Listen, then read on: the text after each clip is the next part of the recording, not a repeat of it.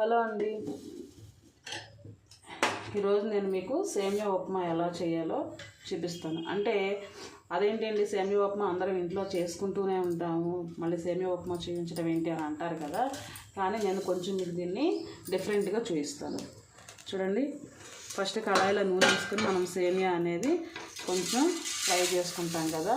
నేను ఈ లోటాకి సేమియా తీసుకున్నా, అర్థమైందా?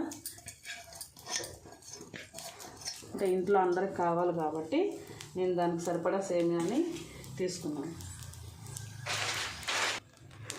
చూసారు కదండి, ఇట్లా మనకి ఈ కలర్ వచ్చేంత వరకు కొంచెం దీన్ని ఫ్రై చేసుకోవాలన్నమాట.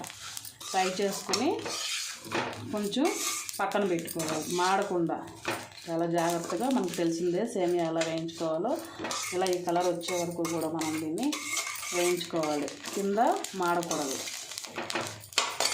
ఒక 2 minutes టైం పడుతుంది. చూసారు కదండి, మీకు ఈ లోటాతో నేను ఏదైతే మెజర్మెంట్తో మీకు సేమియా వేసానో దాంతోనే 4 లోటాలు నీళ్ళు ఇందులో పోసుకున్నాను. అదే మీరు కప్తో అయితే 1 కప్పు సేమియా వేసుకుంటే 4 cups వాటర్ పెట్టుకుని బాయిల్ చేసుకోవాలి. ఈ వాటర్లో కొంచెం ఆయిల్, తర్వాత కొంచెం సాల్ట్, ఒక 1/2 స్పూన్. సాల్ట్ ఎక్కువ వేసుకోకూడదు, ఓన్లీ ఒక 1/2 స్పూన్. చూసారు కదా, వాటర్లో సాల్ట్ వేసుకున్నాను. అప్పుడు అది బాయిల్డ్ అవ్వాలి. బాయిల్డ్ అయినాక మిగతా ప్రాసెస్ స్టార్ట్ చేద్దాం. చూడండి, వాటర్ ఈ రకంగా బాయిల్డ్ అవ్వాలి. ఇలా బాయిల్డ్ అయిన వాటర్లో మనం ఈ సేమియాని వేసుకుని 2 minutes అట్లా ఉంచుకోవాలి. దగ్గర చూసారు కదండి, ఇలా దీన్ని బాయిల్ చేసుకోవాలి. అంటే కింద అడుగంటకూడదు, అలాగని దీన్ని వదిలేయకూడదు. ఇలా మనకి ఒక 5 minutes దగ్గర టైం పడుతుంది. ఉడకడానికి 5 minutes టైం పడుతుంది. మనం ఈలోపు దాని తాలింపులోకి కావాల్సిన చిన్న ఇంత అల్లం ముక్క తీసుకున్నానండి. తర్వాత 1 స్పూను, 1/2 స్పూన్ ఆవాలు తీసుకున్నాను. 2 spoons తాలింపు దినుసులు తీసుకున్నాను. చిన్న కప్పు పల్లీలు తీసుకున్నాను.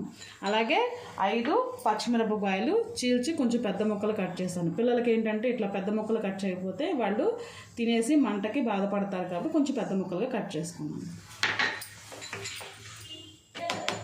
చూడండి, చూసారు కదా, ఇలా ఉడకబెట్టుకోవాలన్నమాట. ఆ వాటర్ అంతా పోవడానికి నేను వాటర్ పోయే గిన్నెలో వేసుకున్నాను. ఆ వాటర్ అంతా కిందకి దిగిపోతుంది అన్నమాట. ఇప్పుడు నేను తాలింపు వేసుకున్నాను. చూడండి, ఈ వేడెక్కిన దానిలో 3 spoons ఆయిల్ పడుతుంది.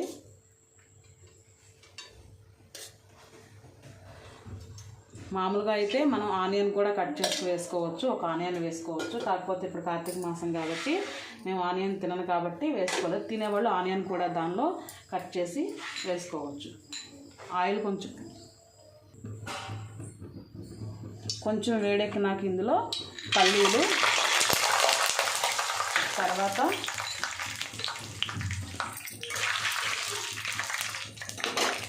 శనగపప్పు, మినప్పప్పు, ఆవాలు 2 వేసుకుని ఇలా కలుపుకుంటూ ఉండాలి. ఇది కొంచెం ఫ్రై అయ్యే వరకు కలుపుకోవాలి. సౌండ్ చూసారు కదండి, తరిగి పెట్టుకున్న అల్లం కూడా వేసాను ఇందులో. కూడా దీన్ని కలుపుకుంటూ ఉండాలి.